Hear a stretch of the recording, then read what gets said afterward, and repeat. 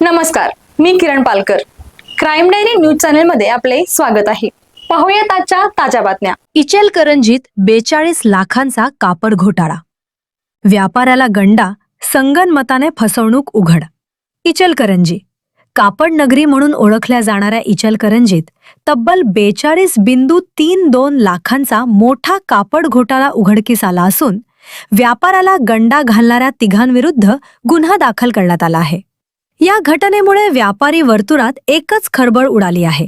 महेंद्र पारसमल नहार, वय 64, कापड व्यापारी यांनी दिलेल्या फिर्यादीनुसार आरोपींनी मोठ्या प्रमाणावर कापड माल खरेदी करून त्याची परस्पर विक्री केली आणि मिळालेली रक्कम स्वतःकडेच ठेवत विश्वासघात केला. संबंधित व्यवहार एप्रिल ते मे 2024 या कालावधीत इचलकरंजीतील गांधी कॅम्प परिसरात झाला. या प्रकरणात रघुनाथ खंडेलवाल, दीपचंद खंडेलवाल आणि दलाल जयप्रकाश करवा यांनी संगनमताने व्यवहार करून व्यापाऱ्याची फसवणूक केल्याचा आरोप आहे.